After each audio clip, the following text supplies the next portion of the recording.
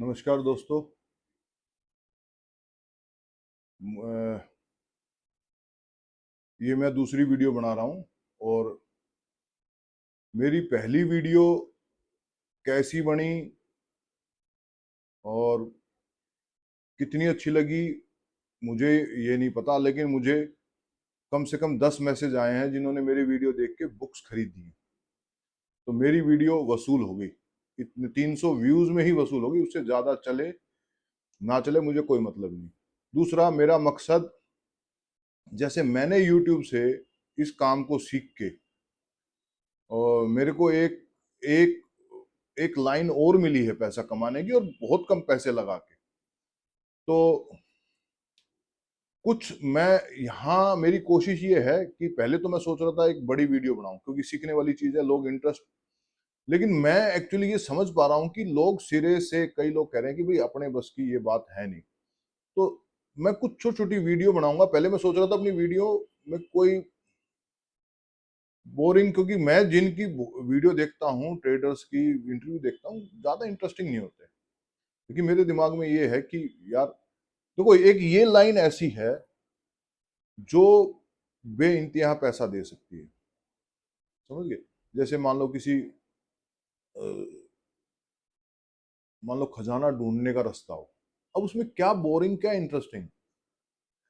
खजाना ढूंढने के बाद तो लाइफ इंटरेस्टिंग है ना। तो लेकिन फिर भी मैंने ये सोचा है कि मैं छोटी छोटी वीडियो बनाऊंगा जिससे लोगों का इंटरेस्ट बना रहे और इधर उधर घूमते हुए वो एक कंसेप्ट को समझ जाए। ठीक है। एक बात और बताना चाहूंगा, जैसे राधा किशन दमानी के बारे में राकेश झुंझुनवाला जी कहते हैं कि उन्होंने मुझे ट्रेडिंग सिखाई। अब मैं वो जानना चाह रहा हूँ यार, क्या सिखाया? वो तो 91 में 3 करोड़ के 20 करोड़ रुपए कर दिए थे उन्होंने, राकेश जी ने, या उससे पहले मिले हों वो मुझे पता नहीं। तो बता देना चाहिए। मेरे को यूट्यूब ने सिखाया है तो जितना मुझे आता मैं बता रहा हूँ, शायद किसी की हेल्प हो जाए। एक वीडियो से इतने लोगों ने बुक्स बुक्स खरीदी, तो बुक्स से तो मुझे 100% श्योर हूँ कि उनकी ट्रेडिंग या जो भी वो थोड़ी बहुत इन्वेस्टमेंट करते हैं इंप्रूव हो जाएगी। ट्रेडिंग और इन्वेस्टमेंट के बारे में कभी अलग से वीडियो बनाऊंगा।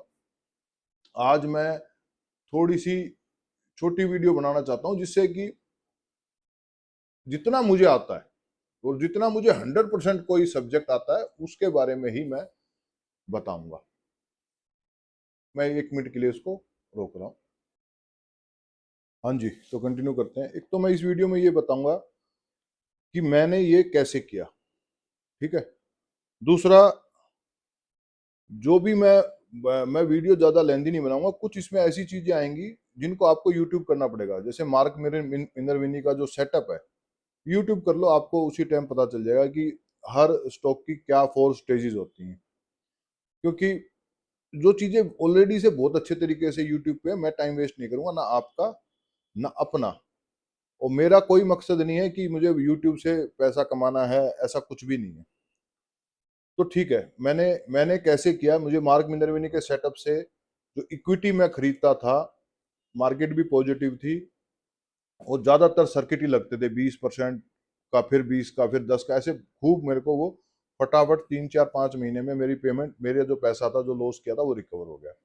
फिर मैंने बताया था कि मैंने वो बैंक निफ्टी में पैसा कमाया। अब बैंक निफ्टी में पैसा कमाने के बाद क्या हुआ कि मैं पोर्टफोलियो में वापस नहीं गया। मेरे को जो एफएनओ के स्टॉक थे उनको मैं उस सेटअप पे ढूंढने लगा।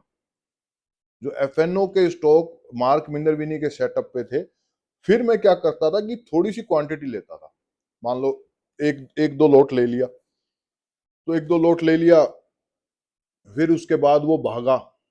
तो डर भी लगता था, शुरू शुरू में मैं जल्दी बुक कर लेता था। लाख रुपए, 2 लाख रुपए, 1.5 लाख रुपए भयंकर अच्छे लगते थे कि वाह, एक ही दिन में 1 लाख 2 लाख रुपए आ गए।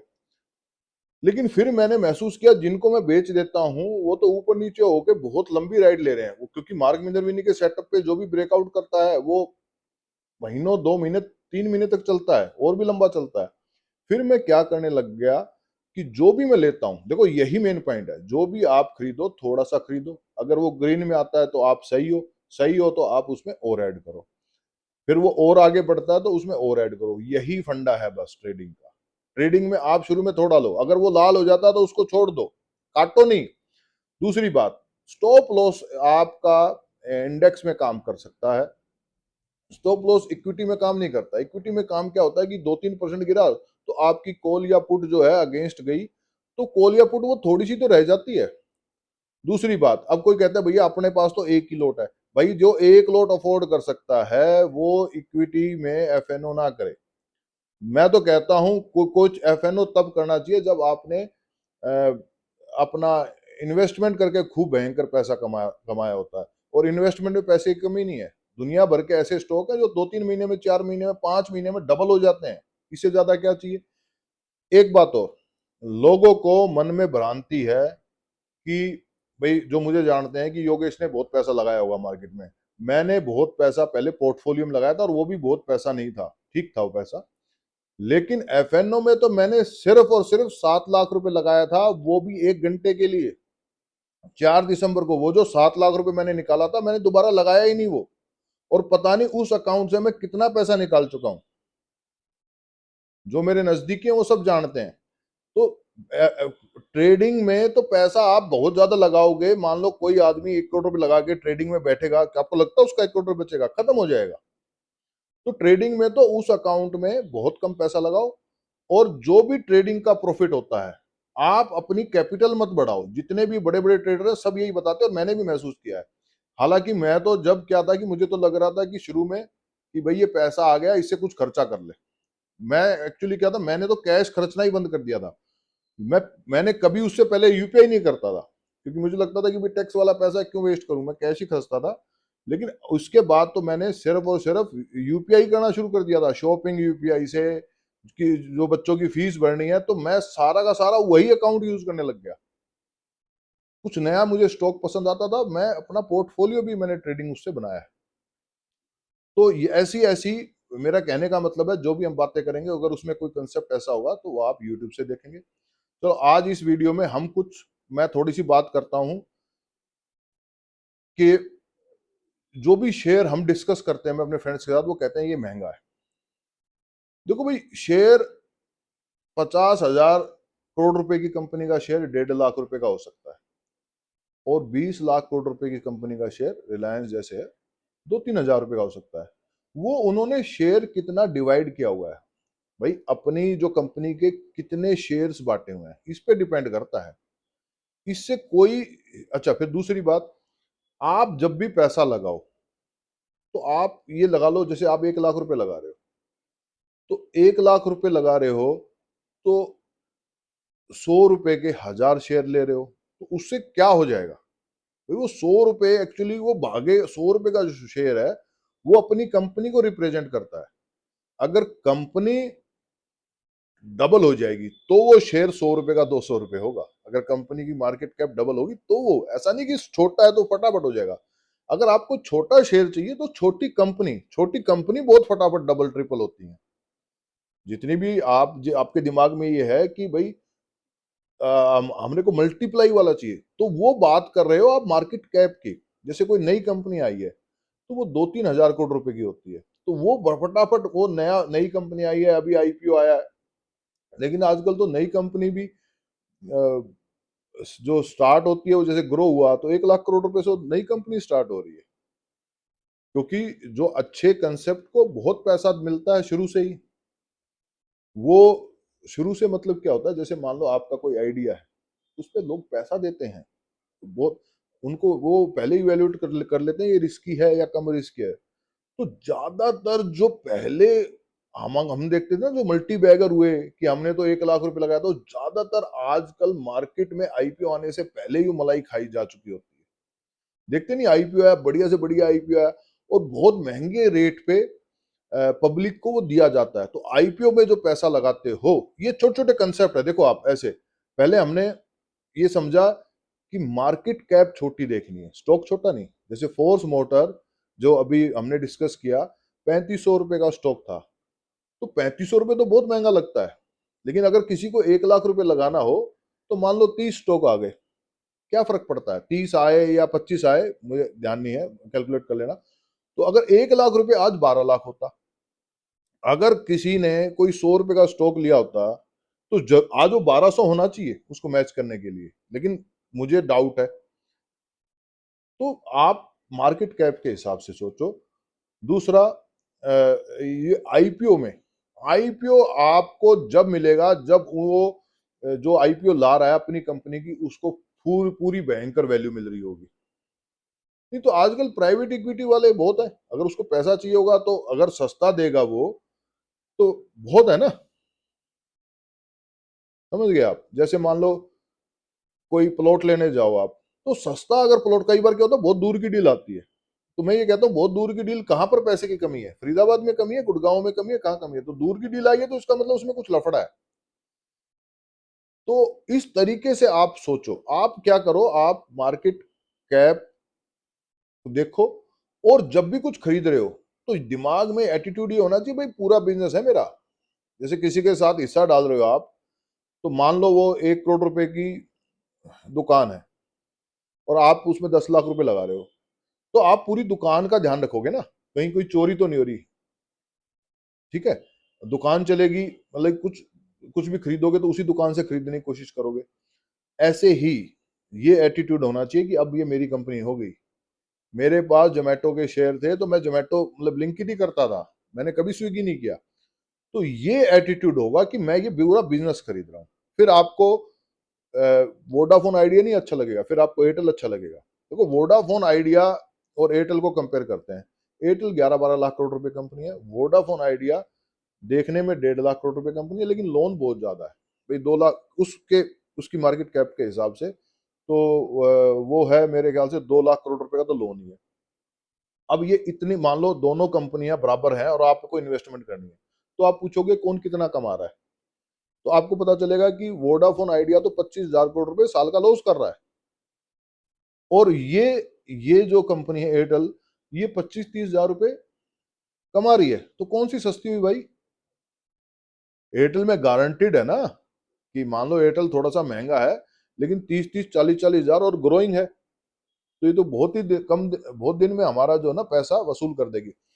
हमारी ये सोच होनी चाहिए कि अगर ये कंपनी ना बिके, मान लो इस कंपनी के शेयर में ट्रेडिंग बंद हो जाए, क्या हम डिविडेंड से इसका पैसा पूरा कर सकते हैं?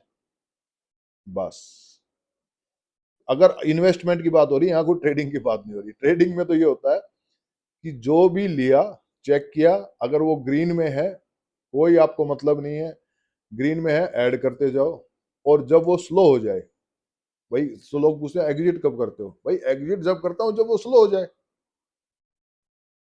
भाई जब तक मान लो भैंस दूध दे रही है हम निकालते रहे, कभी ऐसे हुआ है कि बस अब मेरा तो टाइम हो गया, मैं तो आधा घंटा ही दूध निकालता हूँ? ऐसा नहीं होता। जब तक भैंस दूध देगी आप निकालते रहो, इसमें कोई रॉकेट साइंस नहीं है। ट्रेडिंग में जो पुराने ट्रेडर हैं, आप किसी से पूछोगे तो कोई बाद में कहेंगे कैसे बताऊं कैसे करते हो।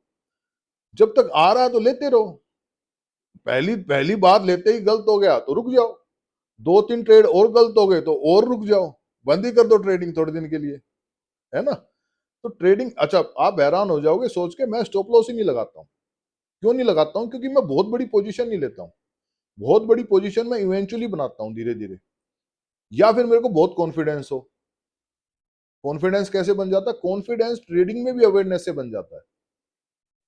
निफ्टी और इनकी बैंक निफ्टी की मैं मैक्रो लेवल के हिसाब से पुट लेता हूँ। जब मुझे लगता है कि युद्ध हो गया, अरे भाई ले दे के रुकेगा नहीं तो गिरेगा ही गिरेगा, ऊपर जाता, कई बार मैं पुट लेता हूँ वो लॉस में भी होती है लेकिन फिर भयंकर प्रॉफिट देती है, 5-5, 10-10 गुना। 10 गुना का मतलब ये होता है कि आपको भविष्य में जो पोजीशंस लोगे उनमें लॉस करने के लिए पैसा मिल गया। समझ गए आप?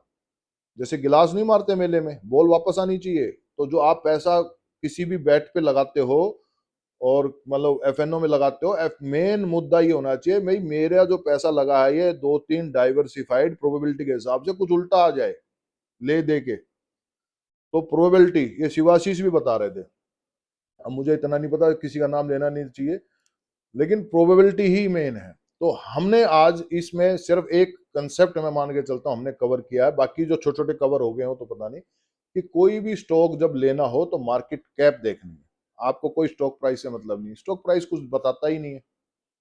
ठीक है, स्टॉक प्राइस वैसे याद करने का होता है और वो भी नहीं याद रख पाते, क्योंकि कई बार क्या होता है स्प्लिट हो जाता है, तो याद होता है 1,000 रुपए, मिलता है वो 100 रुपए। तो मार्केट कैप देखो आप, मार्केट, इस मैं ऐसी ऐसी छोटी छोटी वीडियो बनाऊंगा, मेरा मकसद ये है कि हर आदमी अब जागरूक हो जाए। जागरूकता का हाल मैं बताऊं क्या है। परसों मेलोडी चॉकलेट दी गई इटली में, और यहाँ एक पार्ले का शेयर भाग गया। और मेरे से जो डिस्कस कर रहे हैं मेरे कजन्स वगैरह, वो कह रहे हैं देखा पार्ले का शेयर भाग गया। मैंने बताया 5 रुपए का है, टोटल वैल्यू 25 करोड़ रुपए है कंपनी की। जो पार्ले जी जो बिस्किट वाला है, जो चॉकलेट वाला है, वो तो 70-80 हजार करोड़ रुपए की कंपनी होगी और लिस्टेड भी नहीं है। तो मैंने कल, ये देखो ये हमारी अवेयरनेस है, कितना नुकसान हो रहा है, किसके पार्ले जी पार्ले बिक रहा है ना। तो अवेयरनेस होगी, मेरी जैसी भी है छोटी मोटी वीडियो अवेयरनेस होगी। मेरी पहली वीडियो से 10 आदमियों ने बुक खरीदी, मेरा वसूल हो गया। मैं ऐसे ही वीडियो बनाऊंगा छोटी छोटी, और कोशिश ये करूंगा कि हम धीरे धीरे एक एक कंसेप्ट से आगे बढ़े। Thank you very much. Keep learning और कीप अर्निंग। मुझे याद रखना, मेरा ऐसा याद रखना। Thank you.